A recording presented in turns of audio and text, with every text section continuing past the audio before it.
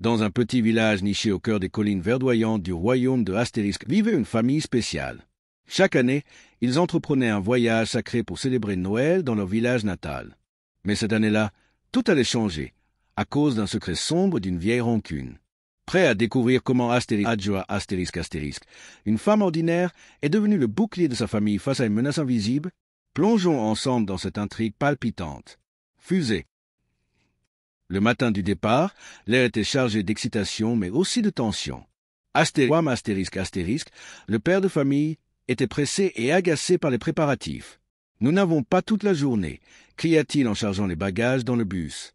Ses enfants, Amani Kofi couraient joyeusement autour de lui, insouciants des nuages orageux qui s'amoncelaient.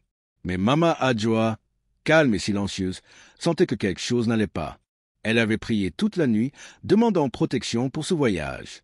Son mari, sceptique, balaya ses inquiétudes d'un revers de main. « Ce sont juste des superstitions, dit-il avec un sourire narquois. Pendant ce temps, loin dans le village qu'il s'apprêtait à visiter, une vieille femme nommée Astérisque était devant sa maison, observant la route poussiéreuse. Elle serrait dans ses mains un talisman ancien, symbole de son pouvoir occulte. Depuis des années, elle nourrissait une rancune tenace contre Kwam et sa famille. « Pourquoi viennent-ils ici chaque année comme si ce village leur appartenait ?» murmura-t-elle, ses yeux brillants de colère. Avec l'aide de ses amies sorcières, elle décida de lancer une malédiction mortelle. « Ils ne verront jamais ce village vivant, déclara-t-elle froidement, tandis que les autres femmes ajoutaient des cendres et des herbes dans un chaudron bouillonnant. Le bus partit enfin, emportant la famille vers leur destination. À l'intérieur, Mama Adjoa sentait un poids oppressant peser sur son cœur. Ignorant les regards moqueurs de son mari, elle se leva soudain et éleva la voix. « Arrêtez-vous un instant.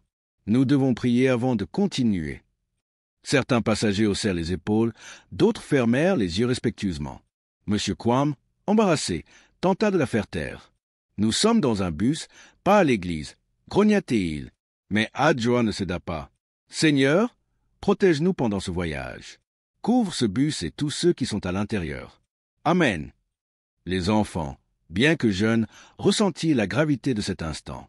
Le silence régna quelques secondes avant que le bus ne reprenne sa route, filant à travers les plaines dorées. Alors qu'ils approchaient du milieu de leur trajet, une catastrophe survint. Un camion-citerne surgit brusquement, bloquant la route. Le chauffeur du bus hurla, mais il était trop tard. Le métal grinça, le verre vola en éclats, et le monde sembla s'arrêter. Mais quelque chose d'extraordinaire se produisit. Alors que tous attendaient au pire, le bus s'immobilisa miraculeusement à quelques centimètres du camion. Personne n'était blessé. Les enfants pleuraient, mais la famille de Kwam était sauve. De retour au village, la nouvelle de l'accident se répandit rapidement. Les habitants chuchotaient, certains parlant de miracles, d'autres de sorcellerie. Mais personne ne savait encore la vérité. Mama Adjoa, quant à elle, remercia Dieu en silence. Elle comprit alors que sa prière avait été entendue. Monsieur Kwam, pour la première fois, resta silencieux. Il réalisa que la foi de sa femme avait sauvé leur famille. Cette nuit-là, il s'agenouilla à ses côtés et pria avec elle pour la première fois depuis des années. Des années plus tard, Kwam revint au village avec un cœur humble.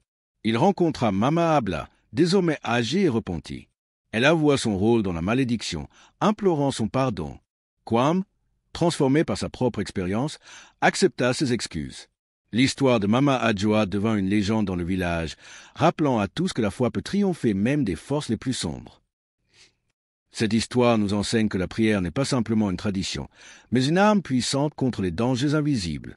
Peu importe les défis auxquels nous sommes confrontés, la foi peut illuminer même les moments les plus sombres.